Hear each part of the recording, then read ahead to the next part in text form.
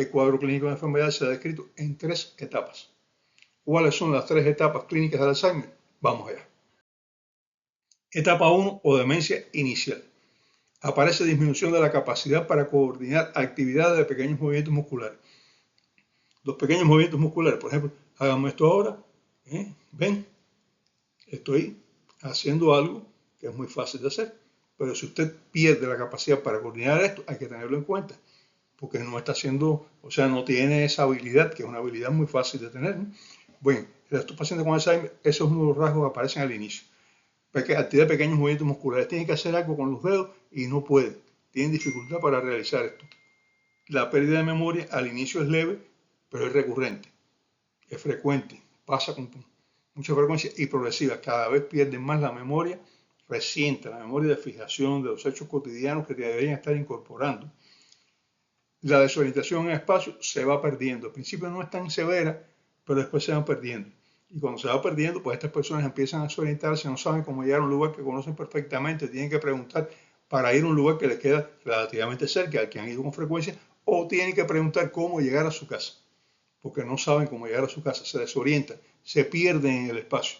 Esto es frecuente. Tienen dificultad para orientarse en estos lugares conocidos. Pueden aparecer trastornos del lenguaje con disminución del reconocimiento de lo que percibe, agnosia y apraxia. Es decir, trastornos en la coordinación del lenguaje, de lo que ya hablábamos.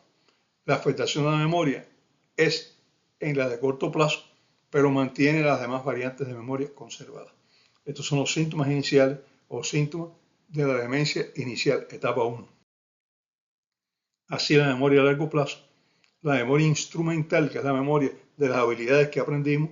Por ejemplo, quien sabe cocinar, pues, cómo se cocina, es lo que se conoce como memoria instrumental, cómo clavar un clavo, cómo hacer, por ejemplo, el que es carpintero, cómo hacer una silla, cómo organizarla, el que es albañil, pues cómo poner los ladrillos, el médico, cómo examinar a un paciente. Esto es la memoria instrumental, que es una memoria que se graba en las partes profundas del cerebro y que es la memoria que nos permite desarrollar el oficio. Esa memoria y la memoria semántica se deterioran un poco en esta etapa, no mucho. Ellos conservan ciertas habilidades, conservan todavía la capacidad de conocer los objetos, pero empiezan a perderlo. El lenguaje se deteriora, disminuyen las palabras, se altera la fluidez del lenguaje, hablan parando de vez en cuando porque tienen que buscar la palabra, no se acaban de ubicar bien, conserva la capacidad de comunicarse en relación con las ideas básicas, es decir, pueden comunicarse en las cosas más elementales. Estoy hablando de etapa 1 todavía, como ustedes ven. Tienen dificultad para realizar tareas que requieren coordinación y planificación, como por ejemplo escribir. A veces tienen dificultad para escribir, dibujar, ahí empiezan a perderse. Todavía no está totalmente deteriorado, pero empiezan a perder la capacidad de dibujar y para vestirse. Tienen que llamar a alguien que le ayude, entonces se abotonan el botón nuevo donde va, sino en otro lugar. Allá mi familia está riéndose de mí porque ellos saben que eso me pasa a mí con frecuencia, que me pongo una camisa y me abotono donde no es, pero eso me pasa de siempre, ¿no? Eso no es por Alzheimer, es porque me pasa de siempre. Es porque dicen ellos, no estás mirando lo que haces, es verdad. No estoy prestando atención a esto, ¿no? Mantiene la autonomía, todavía es capaz de desarrollar, de desenvolverse él mismo, de cocinarse él mismo si vive solo, de poder comprar las cosas en las tiendas, todavía es capaz de tener cierta autonomía, aunque ya les dije con la dificultad a veces de poder expresar lo que quiere. Es frecuente que se deteriore en la calle y se pierda, eso es frecuente. Por eso se recomienda que se le coloque un papel, una agenda con el número de contacto.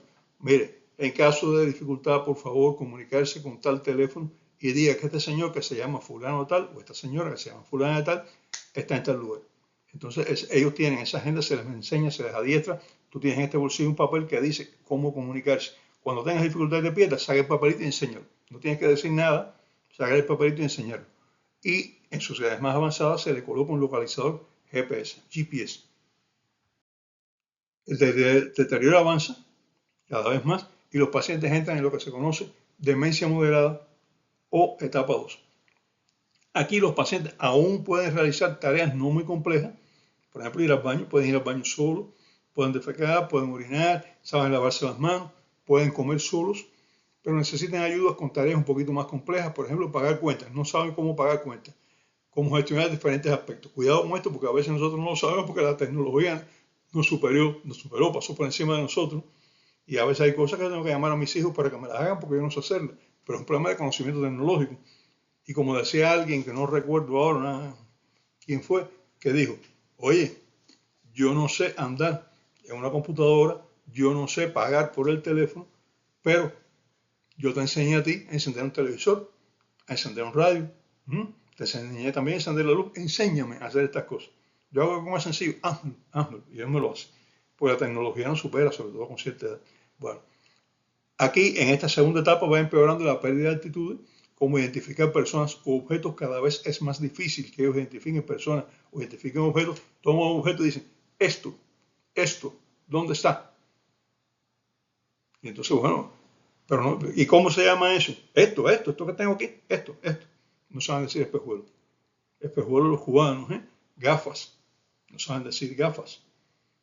Para los no cubanos que me están oyendo, los cubanos decimos espejuelo, realmente es gafas. No saben decir eso, no saben pedir un lápiz. No saben pedir un plato, un vaso, porque se les pierde el nombre de los objetos. Las modificaciones de conducta pueden causar arranques de ira y violencia, que ya mencionamos que podían aparecer en la primera etapa. La segunda etapa empeora. Son más frecuentes los arranques de ira, son más frecuentes las conductas muy violentas de palabra o física. Y otro aspecto muy importante, al olvidar palabras, las sustituyen por otras.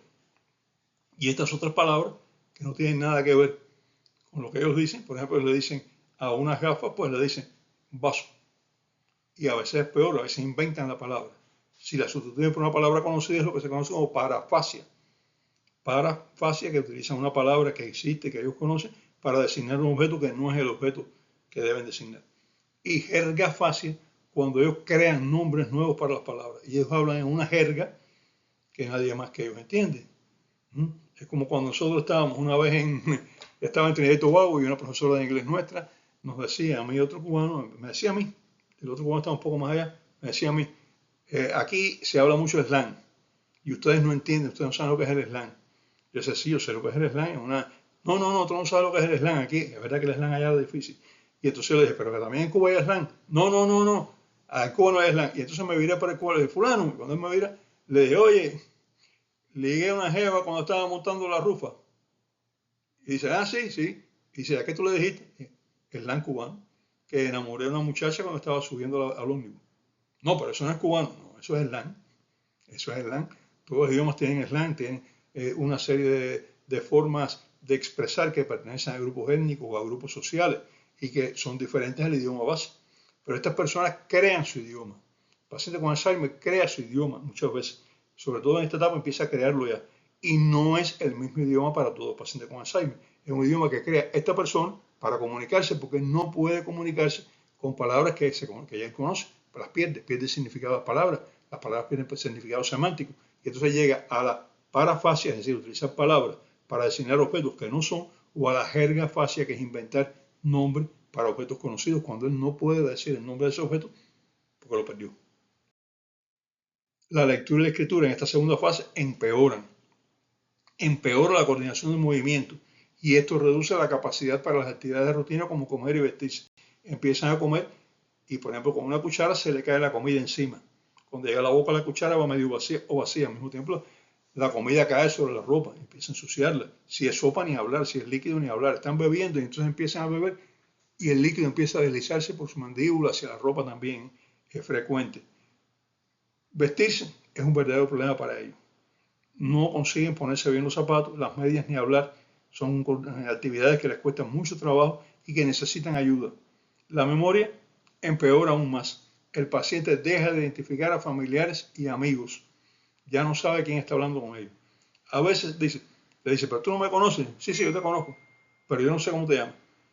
Si es un hijo tuyo, o es un hermano, o es un primo, sobre todo si hace tiempo que no ven a esa persona, un tiempito, pues entonces empeora la identificación de las personas, porque a los que ven todos los días, bueno, pues les cuesta menos trabajo identificarlo.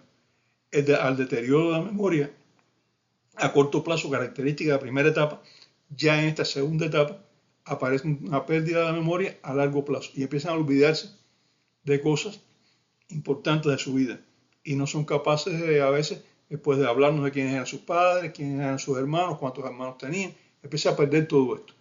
La conducta empeora.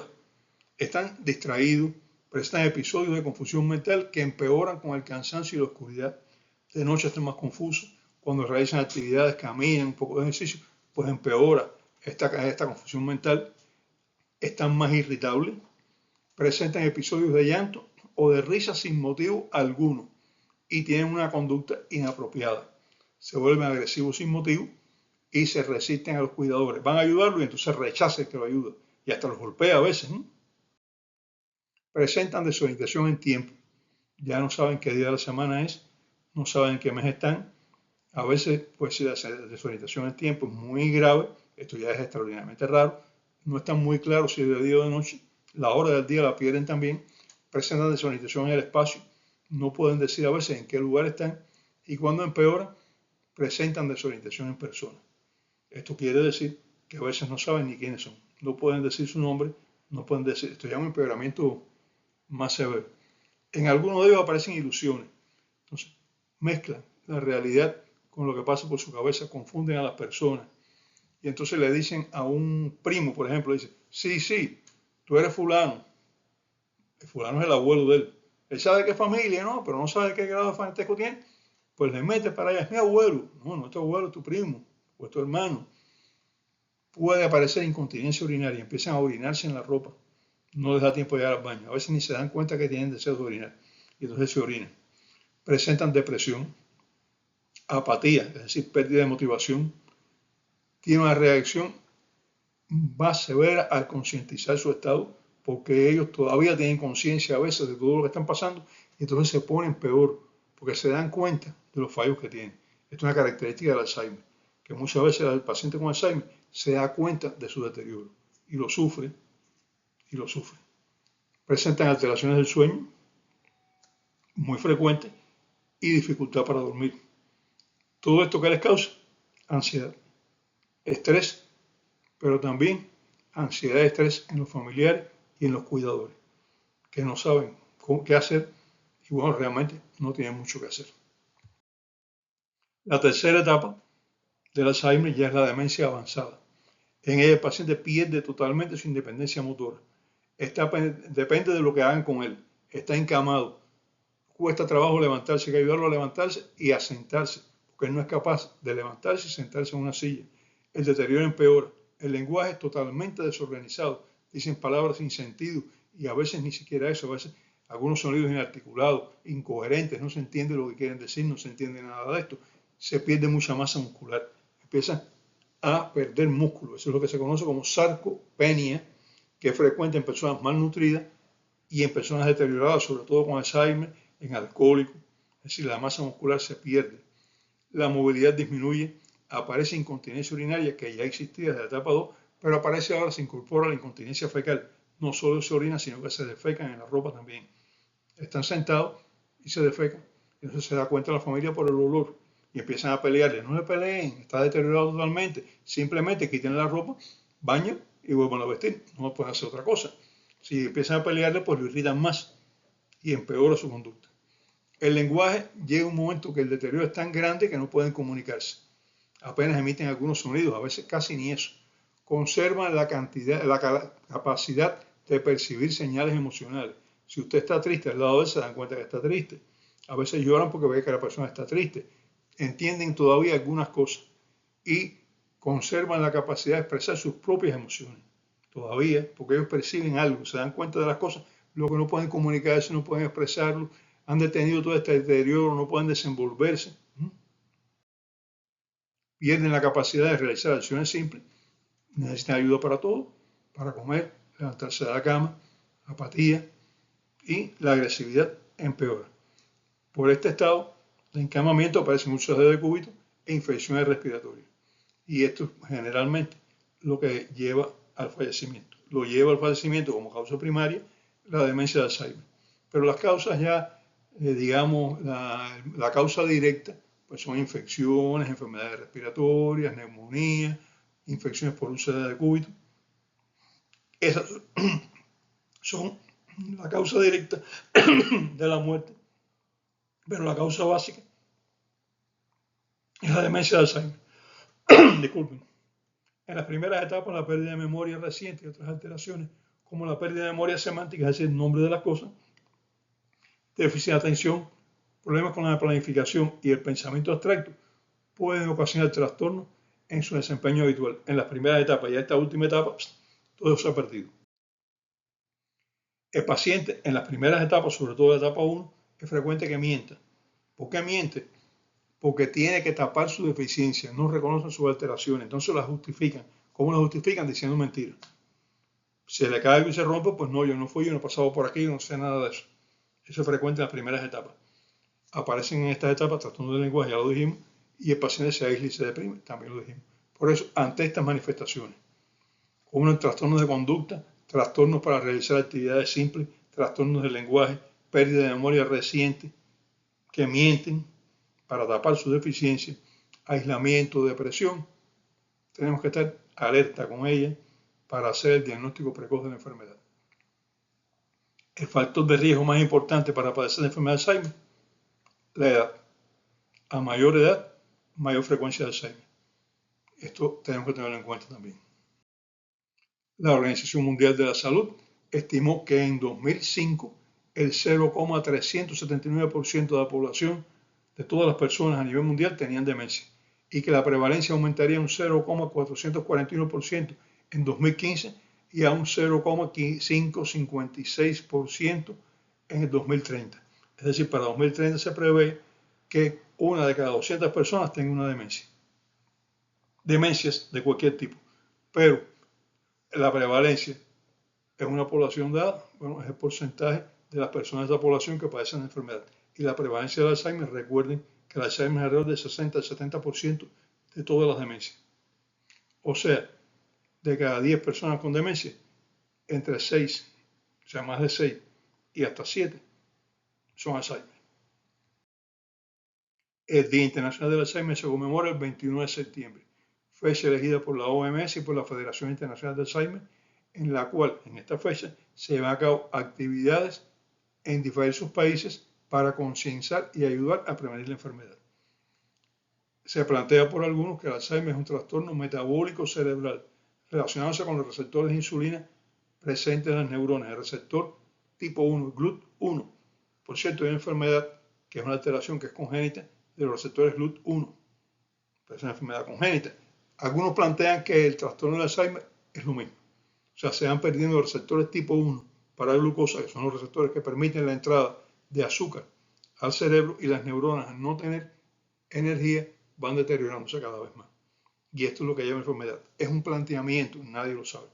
No se conoce causa de Alzheimer, no se está claro, aunque vamos a hablar de todo esto dentro de poco en otros programas, del mecanismo de producción, y entonces hasta ahora no hay prevención para el Alzheimer.